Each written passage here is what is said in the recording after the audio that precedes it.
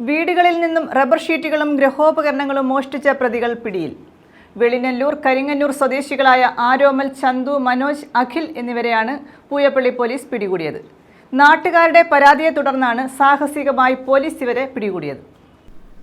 പകൽ സമയങ്ങളിൽ സംഘം ചേർന്ന് ചൂണ്ടയിട്ട് മീൻപിടുത്തവും രാത്രികാലങ്ങളിൽ മോഷണവുമാണ് ഇവരുടെ തൊഴിലെന്ന് പോലീസ് പറഞ്ഞു. ഓയൂർ, കരിങ്ങന്നൂർ പ്രദേശങ്ങളിൽ മോഷണം നടത്തിവരവെയാണ് പോലീസ് ഇവരെ പിടികൂടിയത്. കരിങ്ങന്നൂർ താന്നിമൂട് സ്വദേശികളുടെ പരാതിയിലായിരുന്നു അറസ്റ്റ്. താന്നിമൂട് ഹിൽക്രിസ്റ്റിൽ അജയകുമാറിന്റെ വീടിന്റെ ഓട് പൊളിച്ച് ഉള്ളിൽ കടന്ന മോഷ്ടാക്കൾ TV, മിക്സി, അലുമിനിയം പാത്രങ്ങൾ എന്നിവ മോഷ്ടിച്ചിരുന്നു. പ്രതികളെക്കുറിച്ച് വീട്ടുകാർ നൽകിയ സൂചനകൾ അനുസരിച്ചാണ് പോലീസ് ആദ്യം അന്വേഷണം നടത്തിയത്. എന്നാൽ പ്രതികളെ പിടികൂടാൻ കഴിഞ്ഞില്ല.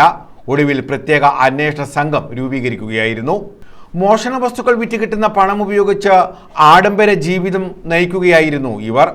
പകൽ സമയങ്ങളിൽ ഇത്തിക്കരയാറിന്റെ ആളൊഴിഞ്ഞ പ്രദേശത്ത് വിശ്രമിക്കാനെത്തുമെന്ന രഹസ്യവിവരം ലഭിച്ചതിനെ തുടർന്ന് പോലീസ് മീൻപിടുത്തക്കാരുടെ വേഷത്തിൽ ഇവിടെ എത്തുകയായിരുന്നു. ഇവിടെ ആളുകൾ മീൻ പിടിക്കാൻ എത്തുമായിരുന്നതിനാൽ മോഷ്ടാക്കൾക്ക് സംശയം തോന്നിയില്ല. ആറ്റിരമ്പിൽ വിശ്രമിക്കാനെത്തിയ ഇവരെ പോലീസ് സാഹസികമായി ബലപ്രയോഗത്തിലൂടെയാണ് പിടികൂടിയത്. ഇവരെ റിമാൻഡ് ചെയ്തു. ന്യൂസ് ബ്യൂറോ, കൊല്ലം.